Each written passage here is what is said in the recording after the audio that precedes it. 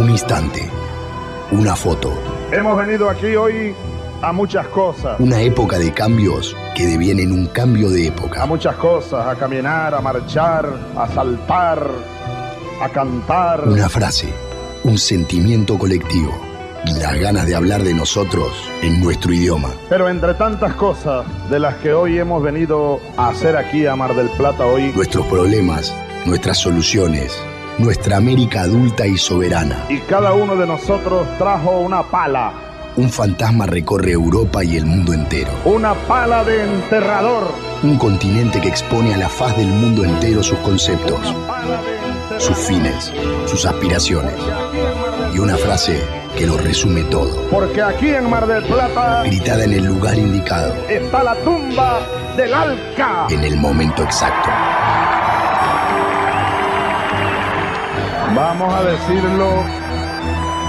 Vamos a decirlo. Alca, Alca, al carajo. A partir de este momento, Alca, Alca, al carajo. Las fronteras se abren y la patria se agranda. Esto es Al Carajo. Noticias, política y cultura de América. Esto es Al Carajo.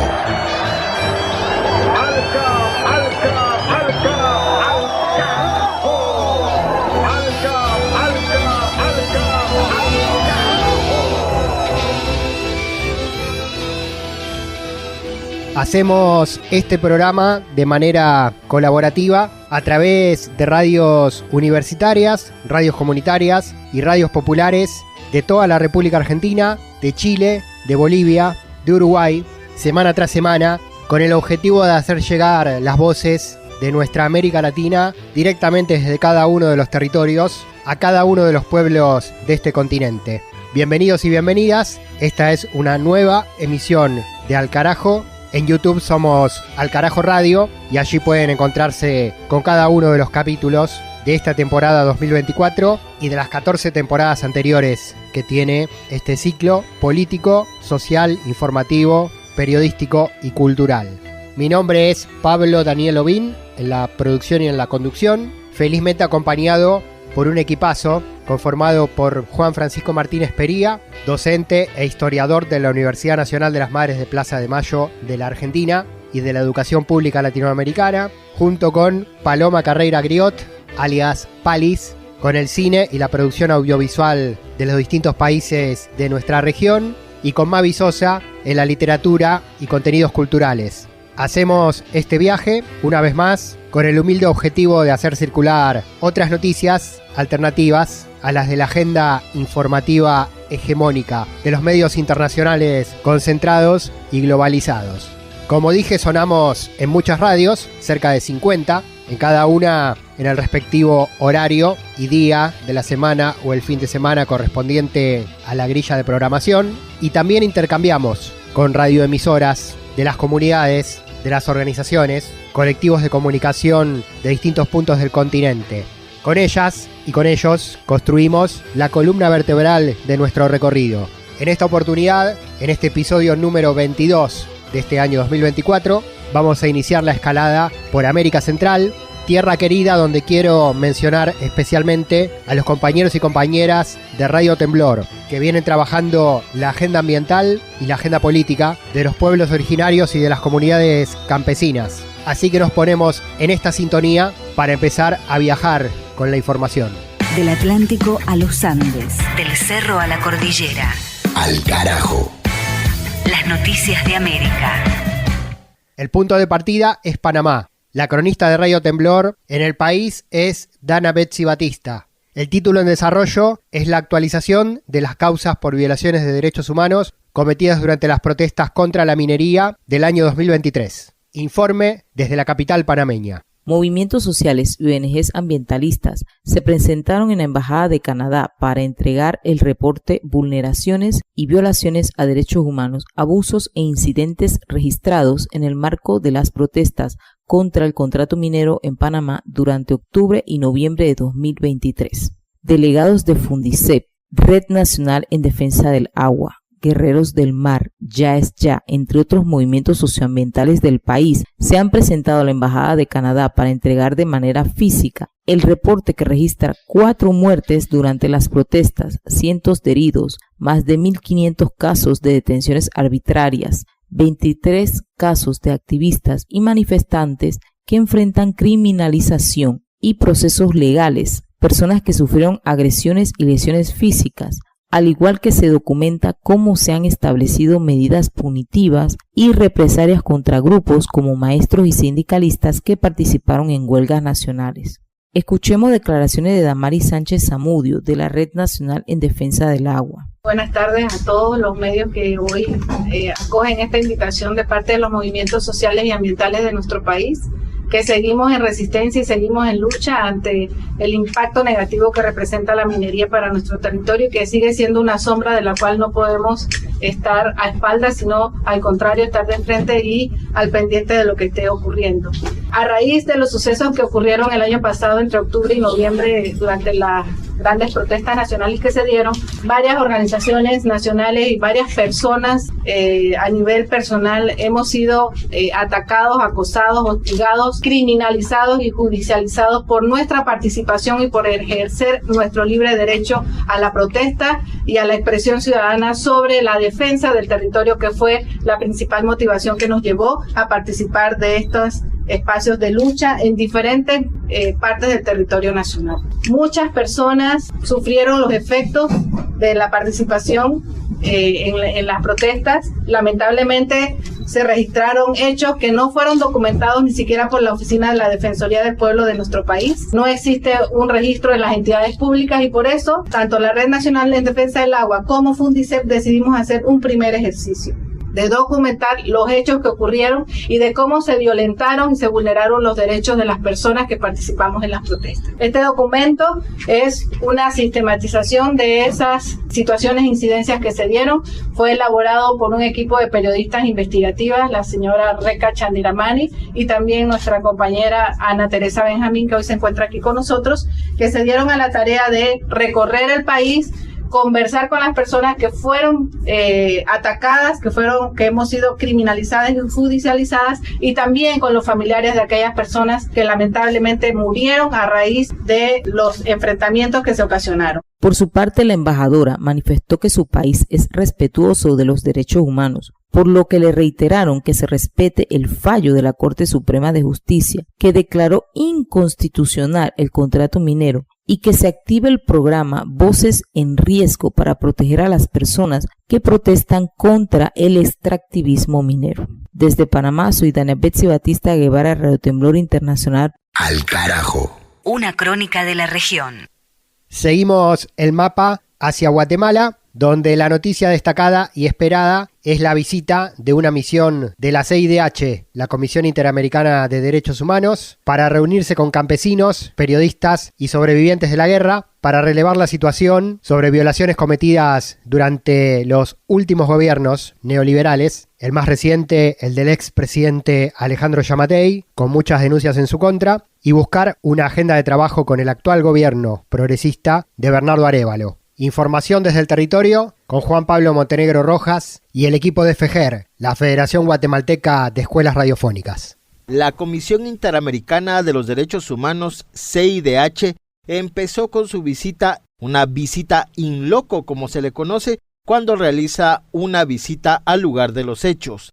Esto con el objetivo de revisar la situación de los derechos humanos en las distintas esferas sociales, el debilitamiento de la democracia y de las instituciones del Estado, la libertad de expresión, la condición de periodistas, comunicadoras y comunicadores sociales y las medidas de protección de sus derechos humanos. En el primer día, la CIDH, a través del relator especial para la libertad de expresión, Pedro Vaca Villarreal, y la relatora de País, Andrea Pochac, sostuvo una reunión con periodistas, comunicadoras y comunicadores para escuchar sus impresiones y preocupaciones acerca de la libertad de expresión en Guatemala. Hola, soy Giovanna García del colectivo No Nos Callarán. No Nos Callarán nace en el marco del inicio del gobierno de Alejandro Yamatei, donde se inició con una criminalización y también persecución hacia la prensa, que dejó un saldo de más de 30 periodistas exiliados, como nunca se había visto en las últimas décadas. Soy Elsa Coronado, periodista en Guatemala. Esperamos como colectivo que puedan escuchar todas las observaciones que hemos hecho, que coloquen a Guatemala en el centro del monitoreo, pero que además hagan recomendaciones que sean relevantes para que el Estado de Guatemala pueda implementarlas, especialmente en cuanto a las denuncias y reportes que hemos presentado en esta sesión. El 23 de julio de 2024, en el departamento de Petén, al norte de la ciudad capital de Guatemala y fronterizo con México y Belice, se tuvo una reunión con campesinos, quienes dieron a conocer acerca de la situación que les afecta por los desalojos. Hoy vino el relator de la Comisión Interamericana de Derechos Humanos, Derechos Económicos, Sociales y Culturales, y para nosotros es un agrado realmente recibirlo y poderle manifestar las preocupaciones de las comunidades. Solo de Laguna del Tigre y Sierra de la Candona vemos 60 comunidades que están representadas el día de hoy con sus líderes, pero también, como es un espacio general, también vienen comunidades de otras partes como de Sayacché, de Poctún, de San Luis y San Andrés. Son las comunidades que están presentes acá el día de hoy. Representantes de la Comisión Interamericana de los Derechos Humanos también sostuvieron este 23 de julio una reunión con sobrevivientes del conflicto armado interno. Esta reunión se tuvo en la sede de la Casa de la Memoria del Centro para la Acción Legal en Derechos Humanos CALDH. Se tuvo la visita de la Relatoría de Memoria, Verdad y Justicia como parte de la visita in loco que está realizando la Comisión Interamericana en Guatemala. Creo que esto es importante en función de que se tuvo pues a primera vista, ¿verdad?, la voz, la opinión de las víctimas y de las organizaciones que acompañamos este tipo de procesos de justicia transicional para que ellos puedan tener un panorama del clima de regresión, de impunidad que se vive en el país en este tipo de procesos. Además de que pues también puedan realizar recomendaciones de las peticiones que hemos realizado, ¿verdad?, en su informe, en medida pues que se pueda dialogar con el Estado, sus entidades y pues mejorar estas condiciones, garantizar el acceso a la justicia y romper el cerco de impunidad. Hasta aquí la información. Juan Pablo Montenegro Rojas, en colaboración con Marco Antonio Hernández Arévalo y Rubén Darío Melgar Choc, de la Federación Guatemalteca de Escuelas Radiofónicas, FEGER. Al carajo. Una mirada al sur desde el sur. Y la siguiente noticia es de la Agenda de los Pueblos Originarios de América. La compartimos a través del colectivo Latido Indígena. En Chile, con el reclamo de las comunidades de la provincia de Chiloé, se oponen a la instalación de un parque eólico, denunciando perjuicios para los territorios. La comunidad indígena Coihuín de Compu en la comuna de Quellona, que la provincia de Chiloé, rechaza la instalación de un parque eólico por parte de la empresa internacional Atla, que estaría dañando la biodiversidad del territorio ancestral. El lonco y autoridad tradicional de la comunidad indígena, Pablo Inaicheo, dio a conocer esta situación que estaría perjudicando a su territorio ancestral. Nosotros somos los Coihuín de Compu, la comunidad más afectada por el tema del paso del tendido eléctrico que pasa por territorio del Coihuín de Compu. Y nosotros como comunidad ya tomamos una decisión el año pasado con la empresa de no permitir el paso, porque nosotros pasa como alrededor de 10 kilómetros por territorio del Coihuín. Nosotros se lo dijimos a CEA, tenemos un título realengo demasiado reconocido por el Estado chileno y dentro de eso se encajaría también parte del proyecto Tablaruca. Entonces nosotros tenemos un título del año 1826 que fue entregado por la corona española y ahí se reconocía el territorio del Coihuín. Y nosotros tomamos esta decisión de asamblea del año pasado y está en acta de la comunidad. Entonces nosotros nos regimos por estos estatutos de la CONADI. Pero aparte de la CONADI tenemos una historia muy de muchos años atrás, como le digo, y esto va a ser perjudicial para la provincia.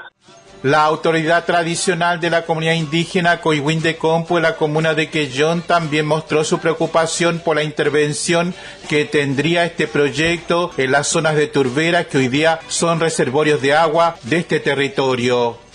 no pensar solamente en Coihuín o en las comunidades de Quellón, sino que en la provincia en general es un tema importantísimo, y de las turberas que se van a intervenir, hay el lugar donde va a ser emplazado es de turberas, que a lo mejor para el empresario no tiene mucho significado, mucha importancia, pero para nosotros como habitantes sí lo tenemos, y más aún cuando se van a dinamitar la cordillera para instalar todo lo que son los generadores de energía. Entonces van a ser un tema preocupante. Si las napas y los ríos empiezan a bajar su caudal, van a generar la misma cantidad de agua para la población. Estuvo con ustedes Alex Caicheo de la Radio Bueno Negüén en la provincia de Chiloé. De norte a sur, de este a oeste. Al carajo. Un viaje por el continente. Ahora, el territorio literario de Macondo. 100 años de soledad. Lee Mavi Sosa. Los que querían dormir, no por cansancio, sino por nostalgia de los sueños, recurrieron a toda clase de métodos agotadores. Se reunían a conversar sin tregua, a repetirse durante horas y horas los mismos chistes, a complicar hasta los límites de la exasperación el cuento del gallo capón, que era un juego infinito en el que el narrador preguntaba si querían que le contara el cuento del gallo capón. Y cuando contestaban que sí, el narrador decía que no había pedido que dijeran que sí, sino que querían que les contara el cuento del gallo capón. Y cuando contestaban que no, el narrador decía que no les había pedido que dijeran que no, sino que si querían que le contara el cuento del gallo capón. Y así sucesivamente en un círculo vicioso que se prolongaba durante noches enteras.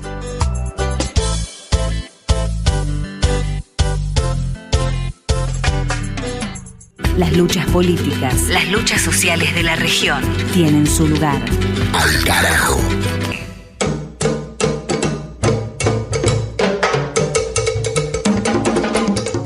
Y seguimos en Al Carajo con la información ligada con la historia en este segmento del programa, de la mano de Juan Francisco Martínez Pería, nuestro compañero, docente, historiador de la educación pública latinoamericana. ¿Cómo le va, Juan? ¿Qué dice? Hola Pablo, ¿cómo te va? Una alegría estar nuevamente en el programa. Muy bien, reconstruyendo varios momentos del calendario de estos últimos días, con varios nombres y varios hechos importantes que atraviesan esta etapa, ¿no? Sí, esta semana hubo un montón de efemérides, ¿no? Julio cargada de efemérides. Tuvimos, por supuesto, el aniversario del nacimiento de Hugo Chávez, ¿no? Con una Venezuela intensamente movilizada por la política. Bueno, también, por supuesto, el aniversario del nacimiento del gran Simón Bolívar, que ya hemos hablado muchas veces en esta columna y en este programa. Y después, bueno, el 26 de julio, obviamente, la figura de Evita, el paso a la inmortalidad de Evita, y también el Moncada. Y el 26 y el 27 de julio también son las fechas, ¿no? del abrazo de Guayaquil, ¿no? Ese encuentro entre los dos libertadores, Simón Bolívar y San Martín, que ha dado lugar a tantas habladurías y tantas discusiones, que también en su momento lo hemos tratado acá, pero por las dudas vamos a decir brevemente que Bolívar no traicionó a San Martín, como se ha tantas veces dicho, ¿no? Y que si San Martín se tuvo que retirar, tuvo más que ver con el escasísimo apoyo de parte de Buenos Aires y la debilidad en la que él estaba que en otra cosa, ¿no? Yo siempre recuerdo a la audiencia y a los estudiantes algo que Norberto Galaz, un gran historiador argentino, siempre plantea, que San Martín tenía en su cuarto en Francia un cuadro de Bolívar, ¿no? Y esto implica que o era muy masoquista o admiraba a Bolívar. Pero digo, entre todas estas efemérides y también entendiendo la temporalidad de la propuesta, se nos ocurría hablar un poco de Frantz Fanon, que el 20 de julio se cumplió un nuevo aniversario de su nacimiento, y también porque justo estamos en el marco de todos estos debates públicos sobre el racismo, teniendo en cuenta los cánticos de Enzo Fernández y teniendo en cuenta, bueno, toda esta discusión con Francia, y también estamos en el marco de las Olimpiadas, que va a dar lugar, ¿no? En Francia, que va a dar lugar también a muchos debates sobre el racismo, ¿no? Y Frantz Fanon fue una de las figuras más importantes, ¿no? De lo que se conoce como la tradición radical negra, ¿no? Este pensamiento crítico africano y afrodiaspórico. Nació el 20 de julio de 1925 en una pequeña isla del Caribe que sigue siendo hoy por hoy una colonia mal disimulada de Francia, ¿no? Que es la isla de Martinica, junto con la isla de Guadalupe, que fueron hermanas de Haití, pero que a pesar de que lucharon no lograron liberarse en su momento. Fanon bueno, obviamente de una familia afrodescendiente de Martinica, de joven con una influencia muy grande de otra figura que en su momento ya hemos hablado y que volveremos a hablar, que es Aimé Césaire, uno de los padres, junto con Paulette Nardal, León Damas y Leopold Sédar Senghor, de la negritud, ¿no? Fanon tuvo mucha influencia de Aimé Césaire, y Fanon, nace en la isla, va a luchar a la Segunda Guerra Mundial. La Segunda Guerra Mundial fue muy importante, ¿no? Porque fue, junto con la Primera Guerra Mundial, un momento de puesta en crisis de los valores liberales, los valores del humanismo eurocéntrico. Justamente en esas guerras, las potencias occidentales liberales se autopercibieron, como diríamos hoy, como defensoras de la libertad, la democracia y la civilización occidental, y claramente esa civilización occidental estaba fuertemente trazada por lógicas coloniales, racistas, esclavistas, y Fanon tuvo esa experiencia lo marcó mucho, ¿no? Haber ido a luchar, digamos, por la liberación de Francia y encontrarse ahí en el ejército francés y en toda Francia, que resulta que ese discurso de los derechos humanos, de la igualdad, la fraternidad y la libertad no era tan así como le habían dicho, ¿no? Fanon, de joven también, después de esa experiencia en la guerra, va a estudiar en Francia, va a estudiar psiquiatría y va a escribir un libro muy, muy importante que es Piel Negra, Máscaras Blancas, ¿no? Un librazo. Vos siempre, Pablo, pedís que recomendemos el libro. Este es el primero que recomendamos mucho. Es un libro de 1952 que es fruto de sus estudios. Y es un análisis psicológico muy profundo, muy complejo y filosófico también de la lógica del racismo, ¿no? Justamente el libro tiene un título muy, muy poético, Piel Negra, Máscaras Blancas. Justamente lo que da cuenta, entre otras cosas, es de la compleja relación entre el colonizado y el colonizador, entre el racializado, digamos, y el racista, y cómo, digamos, el sujeto racializado, colonizado, es constituido, digamos, por el sujeto colonial, el sujeto colonizador. O sea, ahí hay todo un proceso. Él cuenta en ese libro, una de las cosas que él cuenta es que estando en París o estando en Francia, una nena se le acerca y le dice: vos sos un negro, ¿no? Y cómo eso lo constituye, cómo eso lo marca, ¿no? Mamá, ahí hay un negro, cómo eso lo marca tanto, lo define desde afuera, ¿no? Y cómo, digamos, ese proceso de definición inferiorizante, racializante. Recordémosle a la audiencia, esto es muy importante: las razas no existen, las razas son un proceso de construcción hecho a partir de la modernidad, a partir de la conquista de América, a partir de la expansión europea y a partir de la esclavitud, el tráfico esclavista, en el cual se constituyen razas como superiores e inferiores con ciertos rasgos biológicos y culturales, ¿no? Y Fanon va a trabajar mucho justamente el proceso cultural del racismo y cómo ese racismo se introyecta en el sujeto racializado, ¿no? Y cómo ese sujeto racializado hace formas, digamos, distintas estrategias para blanquearse, ¿no? De ahí el libro Piel Negra, Máscaras Blancas, ¿no? La idea justamente de procesos de blanqueamiento, procesos de humanización. Justamente Fanon en toda su obra va a analizar el racismo y el colonialismo como procesos cosificantes de deshumanización, de falta de libertad, ¿no? De falta de posibilidad de proyectarse. Y bueno, y entonces Fanon va a plantear justamente en este libro, utilizando mucho la filosofía existencialista de Sartre, utilizando también elementos de Hegel, de Marx y obviamente también de la tradición radical negra y de la negritud, todas estas tensiones en torno a ese proceso de racialización y ese intento de los colonizados y racializados por blanquearse, ¿no? Justamente a partir de esa mirada, introyectar esa mirada. Cuando se introyecta la mirada del sujeto colonizador, lo que ocurre es que el colonizado se ve negativamente y empieza un proceso mimético, ¿no? Intentando humanizarse, copiando al blanco, pero eso es un proceso imposible. Eso es un poco lo que Fanon plantea, ¿no? Digamos, ¿no? Y justamente también lo que plantea es cómo la identidad del colonizado está permanentemente sujeta, en tensión compleja con esas estructuras racistas. Otra cosa muy importante también, Fanon analiza ahí muy brillantemente la dialéctica del amo y esclavo de Hegel. No voy a entrar en detalle en esto, pero básicamente la dialéctica del amo y esclavo de Hegel termina en una resolución, digamos, donde hay un doble reconocimiento del amo y el esclavo y donde los dos terminan en una relación de libertad. Y justamente Fanon lo que plantea es que eso no se puede aplicar en la relación real del sujeto colonizado y el sujeto colonizador, ni del amo y el esclavo real, porque el amo en realidad no tiene ninguna intención de reconocimiento por parte del esclavo. El esclavo es tratado como un objeto total. Fanon va a estudiar psiquiatría, como decíamos antes, y va a terminar como director de un hospital psiquiátrico en Argelia, en Blida, justo en el momento de que estalla la revolución argelina. Argelia, recordemos, nosotros estamos en la década del 40, estamos en la década del 50, estamos en la etapa de la posguerra, justamente con una enorme crisis de los imperios liberales, con el ascenso también de Estados Unidos y el ascenso de la Unión Soviética, donde hay esa contradicción enorme entre libertad, igualdad, fraternidad, derechos humanos, empieza a hacerse añicos. Recordemos que cuando Francia es liberada en la Segunda Guerra Mundial y cuando termina la Segunda Guerra Mundial, en Argelia, por ejemplo, pero también en otras partes, se demanda, ¿no?, la libertad y los derechos del hombre, y lo que hay es una masacre. En el caso de Argelia, la masacre de Sétif. Argelia, bueno, también lo que está pasando a la misma vez en Indochina, ¿no? La guerra de Indochina, con Ho Chi Minh como gran líder.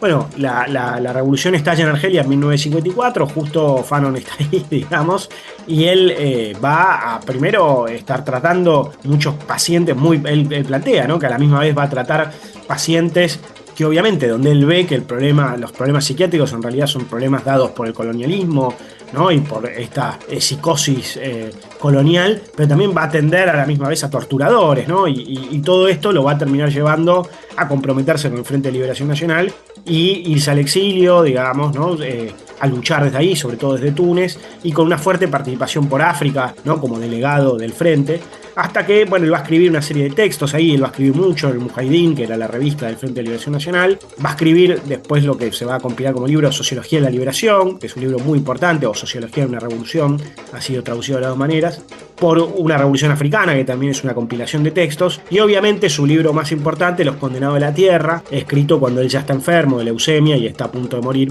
en diciembre de 1961, también muy conocido por el prólogo de Sartre, ¿no? Ese libro es un análisis muy profundo, sistemático, muy lúcido del colonialismo europeo en África, ¿no? Y ahí, por ejemplo, él plantea claramente una crítica al marxismo eurocéntrico, como el marxismo eurocéntrico no alcanza para pensar el mundo colonial, lo que hay que hacer es, de alguna manera, descolonizar el marxismo, ¿no? El marxismo sirve, pero tiene que ser un marxismo negro, y donde él plantea justamente que el racismo, que la esclavitud, que el colonialismo son centrales, ¿no?, para la modernidad, para el capitalismo. Él tiene una frase ahí muy buena, Pablo, que él dice: Europa es la creación del tercer mundo, ¿no? Todas las riquezas europeas son un robo de las colonias. Otra cuestión fantástica de ese libro es el análisis, ¿no?, de la lógica sistémica violenta del colonialismo. El colonialismo, lejos de ser algo que lleva progreso, algo que lleva civilización, es un sistema cosificante, un sistema violento, y es un sistema, ¿no? Me parece que esta idea sistémica del colonialismo es fundamental, y justamente Fanon va a insistir mucho en el tema de la violencia, ¿no? En ese libro él tiene todo un apartado sobre la violencia, donde él plantea, digamos, que la violencia es el motor fundamental del sistema colonial, y que por ende es necesario la revolución violenta para destruir el sistema. Esto se había discutido mucho en esa época, si revoluciones violentas o más pacíficas, y él entiende que la violencia es la única manera de romper, ¿no? Justamente él entiende la violencia como algo catártico. Y también, y esto es muy importante, él va a plantear justamente que lejos de la clase obrera como sujeto revolucionario, el sujeto revolucionario va a ser fundamentalmente el lumpenproletariado, los campesinos, ¿no? Y las revoluciones van a ser revoluciones populares distintas a las revoluciones europeas. El libro Los Condenados de la Tierra es un libro fantástico, fundamental, donde él analiza muy claramente la relación entre colonizados y colonizadores.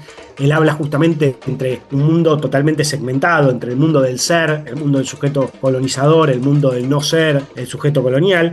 Y lo más importante, y con esto si querés ya vamos terminando, es esta idea de la necesidad de destruir el sistema, ¿no? Donde para Fanon no puede haber, digamos, un mundo o una sociedad post-racista, post-colonial, sin una profunda destrucción de eso, ¿no? Entonces, Fanon justamente lo que va a plantear es que la forma de resolver el racismo destruyendo el sistema. No puede dejar de haber racismo en un sistema que sigue siendo colonial o postcolonial de manera no descolonizado. Y Fanon va a plantear al final de su libro justamente esta idea de emanciparse de Europa, ¿no? Esta idea de criticar profundamente el eurocentrismo europeo, el humanismo eurocéntrico. Él dice: Europa se ha cansado de hablar del ser humano para asesinarlo ahí donde lo ve, digamos, ¿no? Este ser humano estrecho y particularista que tiene la tradición occidental, y justamente él llama a crear una nueva humanidad, un nuevo humano, ¿no? Un nuevo ser humano y un proyecto alternativo para el tercer mundo, ¿no? Él dice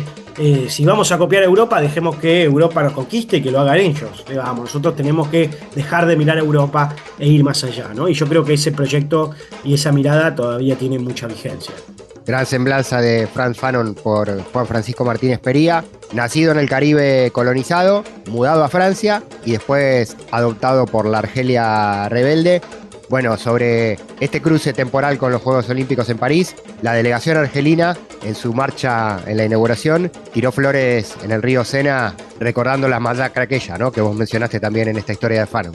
Sí. Bueno, ahí obviamente las relaciones entre Argelia, las relaciones, bueno, recordemos lo que está pasando en el Sahel hoy por hoy, digamos, en África. Una de las cosas más importantes que no comenté acá es que justamente Fanon va a ser muy crítico de esas independencias maquilladas, ¿no? Él justamente lo que va a plantear es que las independencias tienen que ser revoluciones profundas, con lógicas socialistas que construyan una nueva realidad.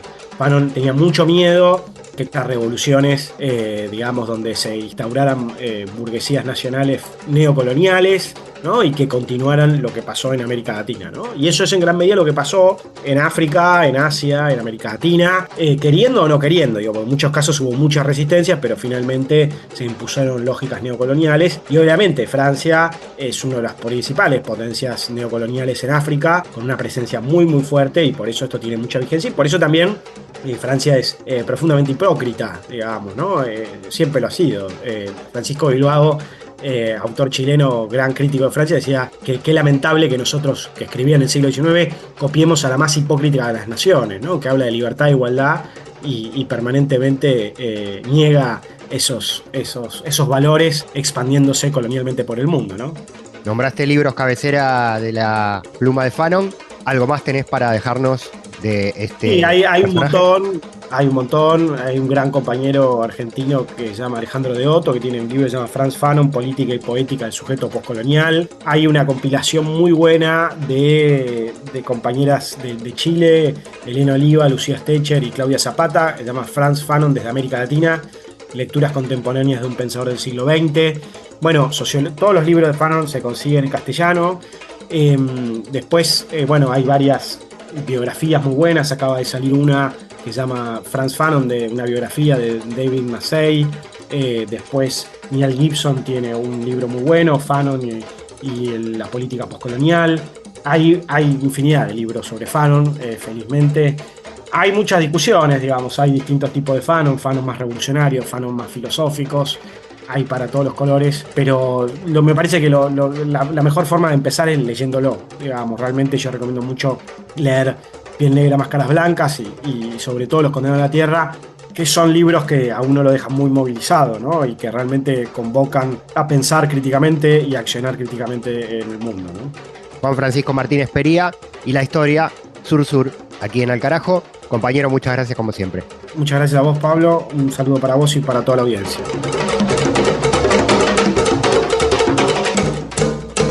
Juan Francisco Martínez Pería, en la columna de historia, docente del Centro Cultural de la Cooperación de Buenos Aires, Argentina, y de la Universidad Nacional de las Madres de Plaza de Mayo, en Lucha.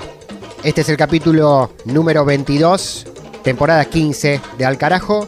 Antes de Juan, escuchamos la voz de Mavi Sosa en la primera lectura de este viaje, con 100 años de soledad, y previamente estuvimos en Panamá, en Guatemala y en Chile, con las noticias en voz propia a través de las radios comunitarias, campesinas e indígenas desde cada uno de los pueblos. En lo que queda de este programa vamos a ir al cine, vamos a hablar sobre migración, vamos a tener más lecturas con otro momento literario junto a Mavi y a seguir viajando con las noticias, la política y la cultura por toda América Latina y el Caribe. Mi nombre, Pablo Daniel Ovín, Twitter, Facebook, Instagram, en las redes sociales, Alcarajo Radio, nuestro canal de YouTube, para encontrarnos también en esos territorios virtuales. De las plataformas, de las redes y de estos espacios, retribuimos comentarios y saludos de Matías, que nos escucha desde Caracas, Venezuela, de Ana María D'Ambrosio, que nos dice: entrañable programa, lo espero semana tras semana, y nos deja un abrazo, de Alan desde Bariloche, Argentina, y Julián, que que nos comenta algunos contenidos y nos escucha en Valparaíso a través de Radio Placeres, la comunitaria que transmite nuestro programa en este punto del continente. Muchas gracias a todos y a todas. Comentarios, críticas y devoluciones siempre bien recibidas. Continuamos en Al Carajo. Al Carajo. Al Carajo. Identidad, música y cultura de América Rebelde.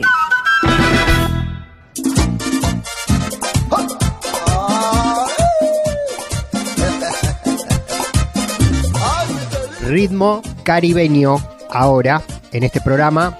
Escenario sonoro para presentar películas. Tanto dinero que gané, que otra persona me creí. Tanto dinero que gané, que otra persona me creí. Vamos una vez más con la producción cinematográfica de toda América Latina de la mano de Palis Carreira Griot. Hola, compañera. Hola, Pablo. Hola a todas las audiencias de Al Carajo en todo el continente. Esta vez el cine nos lleva para República Dominicana con Lotoman.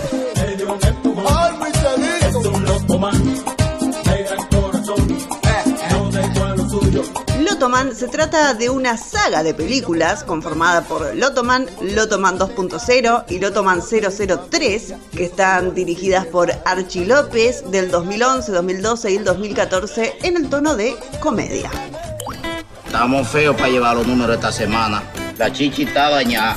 Si usted quiere más dinero, juegue la loto. Ay no, Jesús. ¿Sabes lo que dicen, papi? Mala suerte en el juego, buena suerte en el amor. Las tres películas están protagonizadas por Raymond Pozo y Miguel Céspedes, que personifican y cuentan la historia de dos hermanos, Modesto y Manuel, quienes viven junto a la hija de Manuel, su esposa y la madre de ambos. Ellos viven una vida humilde y, como muchas personas, sueñan con arreglar su vida ganando algún premio al azar. Hasta que llega el día en que ganan el loto, este juego, esta lotería, y obtienen un premio millonario. ¿Ese es de los míos?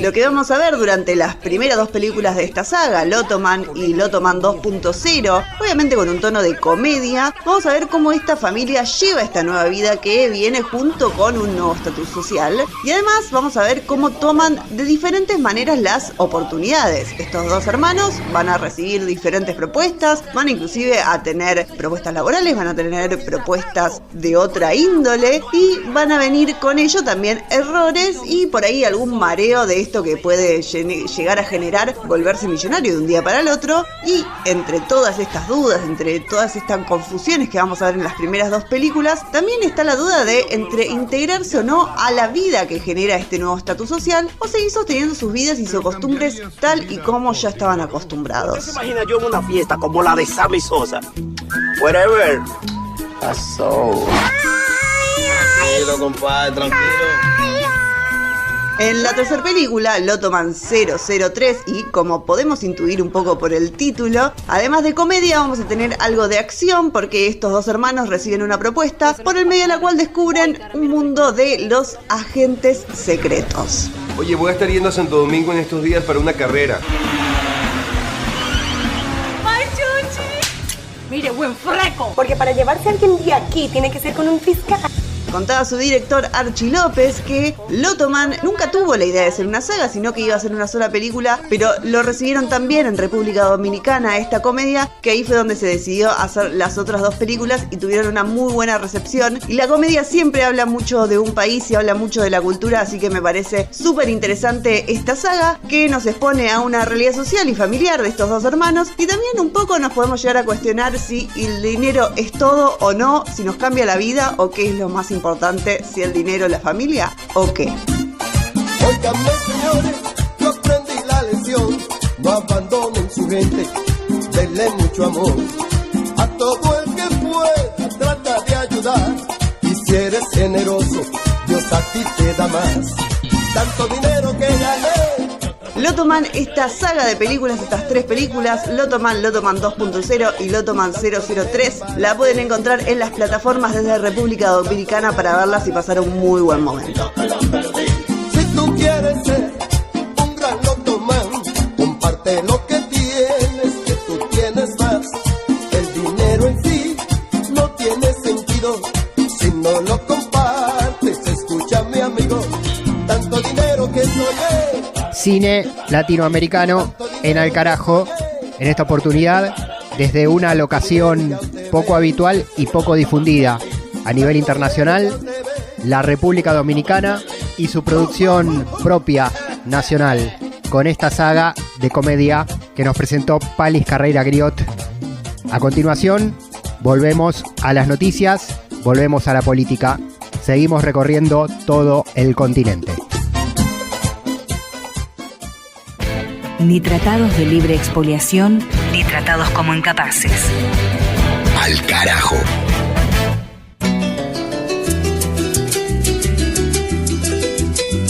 Y después de las elecciones presidenciales de Venezuela del pasado 28 de julio, capítulo aparte para un escenario todavía convulsionado más allá del resultado, el próximo proceso político que se instala en esta parte del mundo, en nuestro continente americano, son las elecciones de los Estados Unidos.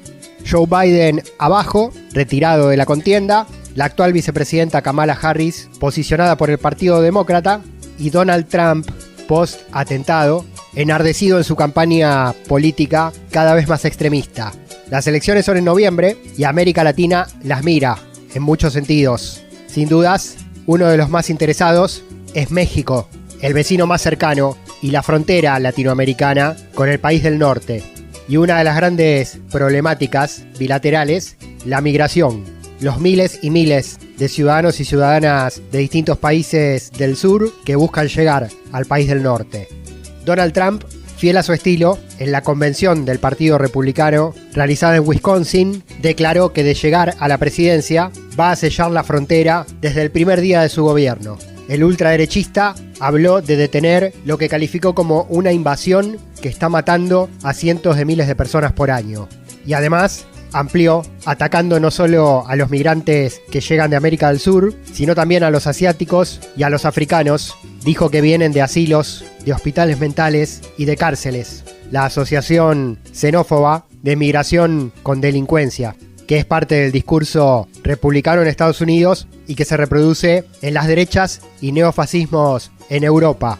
Desde México llegó la respuesta inmediata, a través del presidente Andrés Manuel López Obrador, que en una declaración pública cortó en seco a Trump y dio vuelta a la amenaza del cierre de fronteras de esta manera.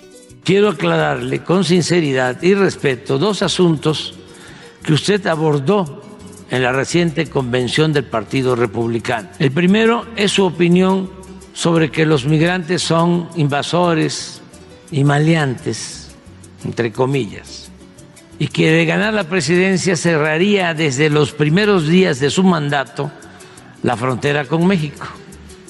Entiendo que usted está en campaña y que no es, como algunos piensan, un obcecado. Por eso mismo considero importante señalarle que es tan intensa y extendida la integración económica entre nuestras naciones que tomar una medida de esa índole, cerrar la frontera, sería equivalente a convocar a una rebelión en ambos lados de la frontera por los daños que causaría a los pueblos, a la industria y al comercio.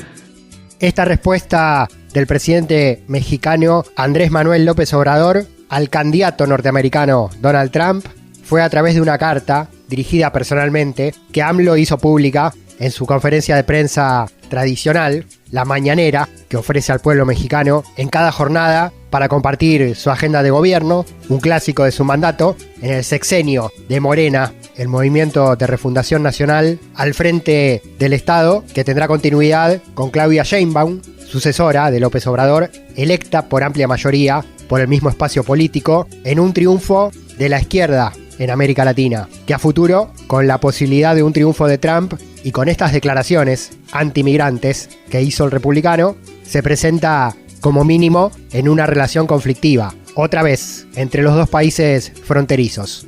¿Qué hacer con la migración? López Obrador, refutando a Trump, reiteró propuestas presentadas por su gobierno y con la perspectiva de toda América Latina para atender la problemática en conjunto con Estados Unidos. Nuestra propuesta no solo ha consistido en abrir de manera ordenada las fronteras en América del Norte, sino también buscar en lo sucesivo la integración económica y comercial de todo el continente americano, sumar vastos recursos naturales, tecnología y mano de obra, así como aprovechar las ventajas de las cortas distancias para el transporte de mercancías a los mercados y aprovechar la gran demanda de bienes de consumo. Buscamos, en suma, convertir este continente en la región más poderosa del mundo, sin exclusiones y con respeto a la libertad, la independencia y la soberanía de todos sus pueblos y naciones. El discurso antimigrante de Donald Trump había sido tan violento, tan estigmatizante y tan generalizador que además del cierre de la frontera con México, refutado por López Obrador, marcándole bien claramente que esa medida perjudicaría tanto a México y tanto a América Latina como a Estados Unidos, cuya economía depende fuertemente del flujo de migración del sur del continente. Pero además, Donald Trump en la convención republicana había llegado a criticar y a acusar a un pseudo aliado político como Nayib Bukele, acusando a El Salvador de enviar a los maras, a los integrantes de las pandillas, a Estados Unidos para sacarse el problema de encima, abriendo un montón de dudas en el país centroamericano sobre la gestión Bukele y su gran éxito político, con su estado de excepción para el llamado combate a las pandillas, la guerra contra las maras, que se presenta como un modelo exitoso y que quieren importar otros gobiernos de América Latina con discurso de mano dura desde la derecha regional. Después, asesores mediante, Trump suavizó su ataque contra El Salvador, pero claramente no importa qué ni quién, la belicosidad y el discurso violento de las derechas no distinguen amigos de enemigos. Para cerrar, la respuesta mexicana a la xenofobia republicana, la cuota de humor de López Obrador, que se sintió jubilado antes de tiempo por Donald Trump, que había dicho que López Obrador no estaba más. En Sudamérica decimos le picaron el boleto antes de tiempo. En México decimos que lo mandaron a la chingada. Hay una postdata ahí. Dice, le mando un abrazo y le deseo lo mejor. Ya ven eso de los asesores, ¿no? Una postdata. Oiga, todavía soy presidente de México. Porque es que dijo que ya no estaba yo. Termino hasta finales de septiembre. Le aclaro, porque hace unos días comentó que ya me había retirado. Por favor, amigo, no me ande mandando a la chingada antes de tiempo. Aunque se ría y siempre le parezca extraño, ahí le va de nuevo otro abrazo. Y más allá de las ironías de López Obrador hacia Trump, completamos este informe sobre migración, la respuesta del gobierno de México a la amenaza de Trump de cerrar la frontera si gana las elecciones en Estados Unidos. Compartimos en Al Carajo una campaña de los compañeros y compañeras de FEGER, la Federación Guatemalteca de Escuelas Radiofónicas, en defensa de los derechos de los y las migrantes, en América Latina y en el mundo. Mis hijos tenían que estudiar y salir adelante. Iba en busca de un trabajo para educarlos. Mi hermana me dijo que solo iba a ir un tiempo, que regresaría con nosotros.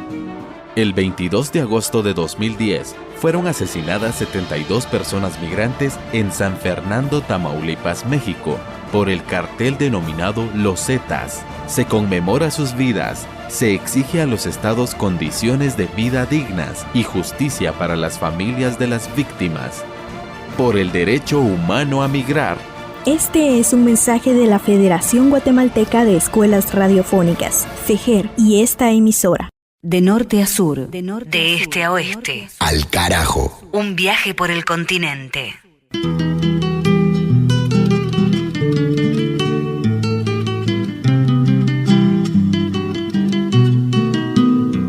Este programa tiene música, tiene historia, tiene identidad, tiene política, tiene información de América Latina y el Caribe. Esta emisión continúa ahora hacia el mundo de la palabra, geografía literaria de América Latina. La que lee en este espacio siempre es mi amiga y compañera Mavi Sosa. Como agua para chocolate, de Laura Esquivel, México.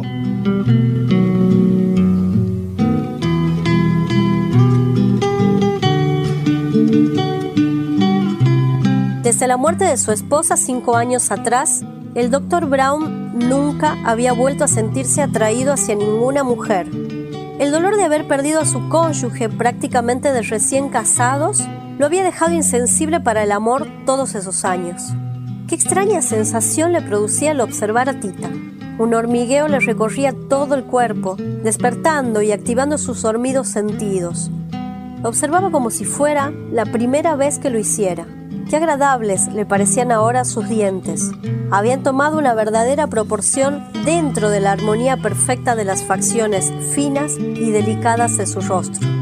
La voz de mamá Elena interrumpió sus pensamientos. «Doctor, ¿sería molesto para usted venir 2 veces al día hasta que mi hija salga del peligro?»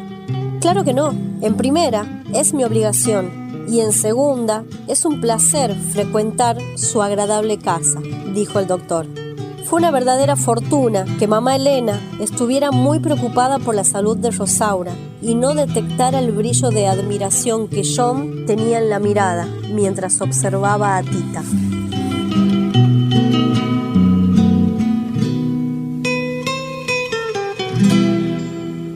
Aquí se queda la clara, la entrañable transparencia de tu querida presencia, comandante Che Guevara.